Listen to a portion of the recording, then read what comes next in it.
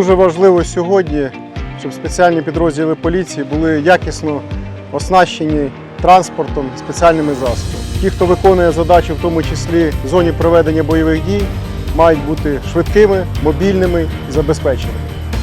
Також дякую нашим партнерам, які на базі автомобілів Renault оснастили наші криміналістичні лабораторії, які дають можливість швидко, якісно збирати докази, виявляти сліди, що дає нам можливість більш якісно реагувати і розслідувати кримінальні провадження.